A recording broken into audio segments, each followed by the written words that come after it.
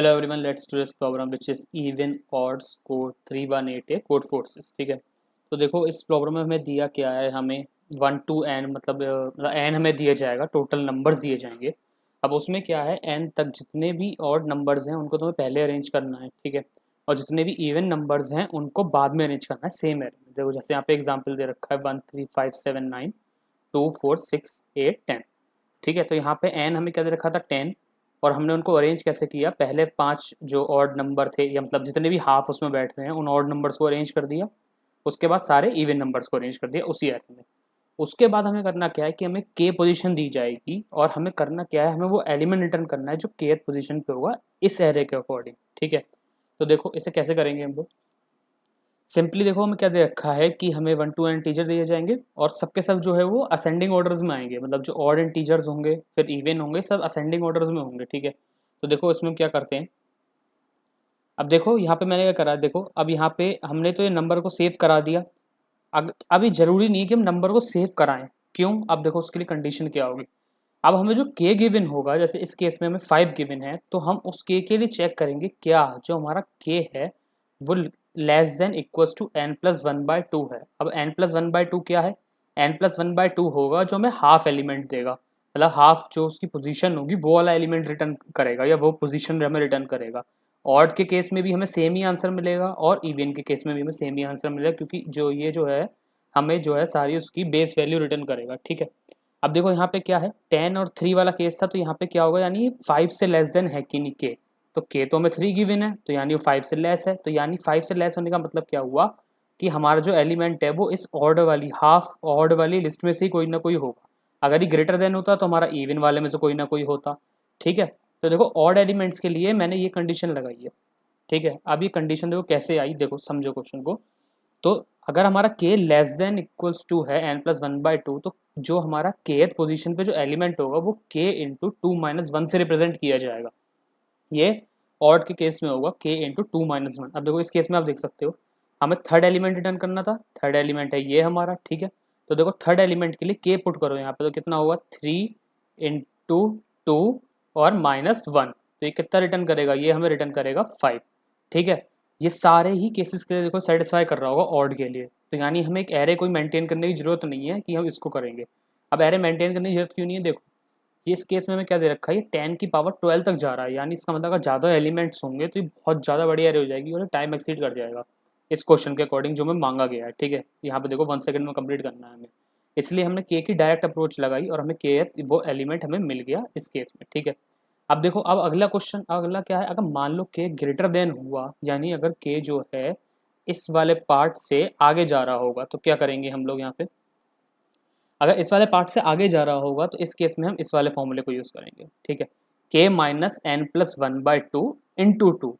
अब देखो क्यों करेंगे ऐसा, हमें पहले तो पता ये लगाना है ये वाली एरे स्टार्ट कहाँ से हो रही है, तो k-n+1/2 करके हमें इस एरे के एलिमेंट्स की वो पोजीशन मिल जाएगी कि जिस पोजीशन पे वो है, और जितने भी इवन नंबर होते हैं वो मल्टीप्लाई बाय 2 तो होंगे ही, मल्टीपल 2 होंगे ही होंगे सारे के सारे।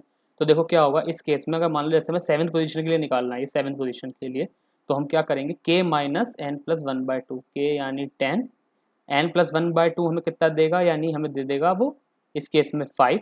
तो यहाँ पे क्या हो गया, हमें 5 मिल गया आंसर। अब हमें इसके आगे जो है, इसके आगे सॉरी ये था यहाँ पे हमारा 7, 7 - 5 जो है हमें रिटर्न करेगा 2। अब 7 - 5 रिटर्न करेगा 2, यानी इसका मतलब हुआ ये फोर्थ वाला एलिमेंट हमें प्रिंट कराना है। अब हमें यानी इस वाली एरे में से ये सेकंड एलिमेंट प्रिंट कराना है, तो सिंपली जो भी आंसर हमारे पास बचेगा 2, उसको मल्टीप्लाई बाय 2 करके हम लोग प्रिंट कर देंगे, आंसर हो गया हमारा 4।